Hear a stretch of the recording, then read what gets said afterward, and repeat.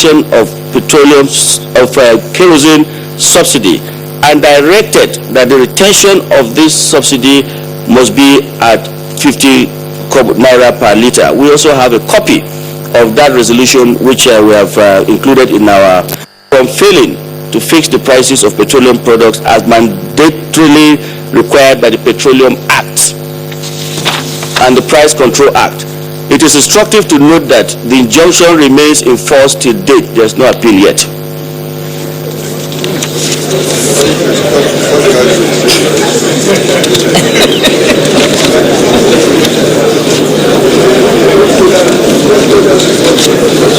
So, Mr.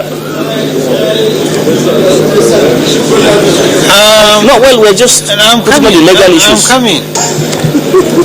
It will help the committee. I'm coming. GMD, you have made your presentation. You have attached a detailed appendix. Yes. But I just want to correct you so that resolution of one chamber is not binding. Even of two chambers is not binding, is advisory. Yeah. It's advisory. And what is key, even if it's proven that the directive to remove petroleum kerosene subsidy was not carried to the letter by the non-gazetted as you have adduced, even if that is proven, the issue is that it has not been appropriated. What is most important? The issue is that it has not been, the key thing here, look, assuming even the order is there, but money was appropriated, the appropriation supersedes that order. So don't miss the point. Appropriation is the key point in this issue that we're talking about. So if you want to go ahead in addressing your issue, but I advise you address based on already what has been established, based on already positions that we have said we've taken or how to proceed on certain issues, so that you explain the areas that you need to explain further, and then you present formally your documents to us. And so, Chairman, your also legal opinion is in collision course with the Constitution. Thank you, distinguished Chairman and distinguished committee members. We were just trying to offload as much as we know concerning this confusion that I met on the ground and that is still on. And I appreciate that it is important that we have all information available, then we'll know how to navigate ourselves to a safe landing. So, Mr. Chairman, at this point, permit me to present my attachments.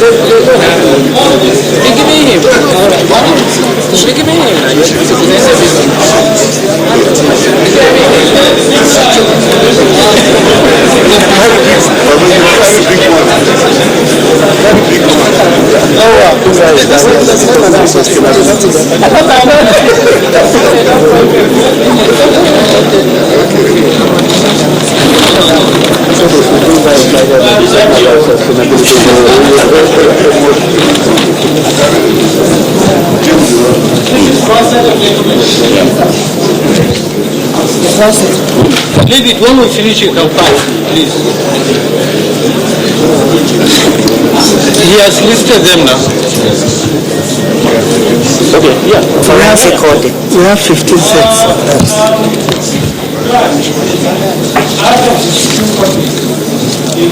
That's one set of copies. The legislature is giving the executive documents. I think exactly what you gave me. Question, please, members, if they have question to GMD.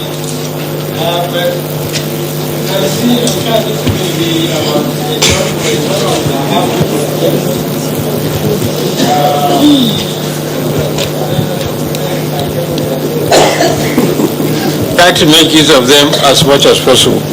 Each committee member, you collect and submit to the office of each committee member a set of documents, and finance will need a set of documents, you know.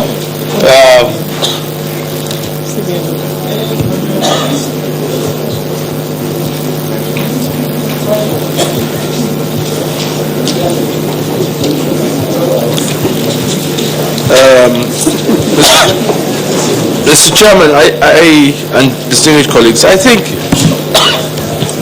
there are two issues here which I think you've already addressed. One, that's to do with the issue of the appropriation and the fact that the kerosene subsidy was not appropriated for. So I think that's an issue that from what the MD has presented, there's nothing so far that has changed that. I think the second issue, which is also as important, is going back to the provisions of the Constitution, of Section 162, subsection 1, which is very, very clear on the issue of the operation of the Federation account. And I think this also, we really need to address it. I think this time now, I'll join you, Mr. Chairman, and talk about the future, because this is the crux of all this issue, where it's definitely an illegality. It is not. There's no authority at all that to breach that Constitution. But the law guiding NNPC cannot supersede the Constitution.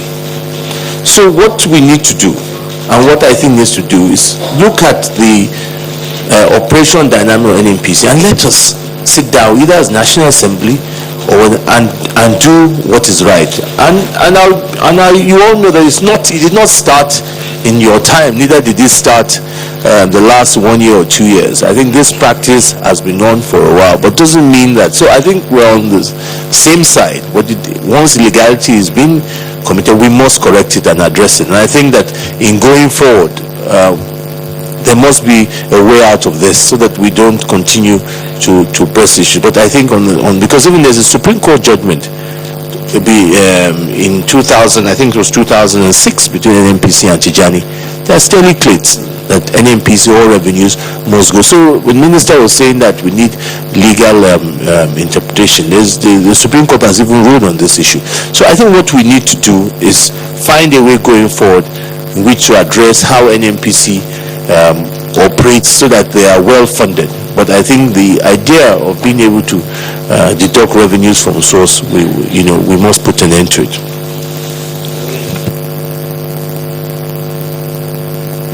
Thank you, Chairman.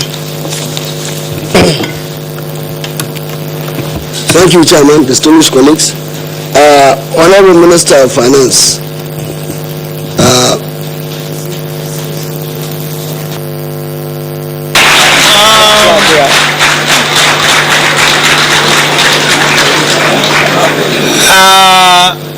you have come with a large delegation.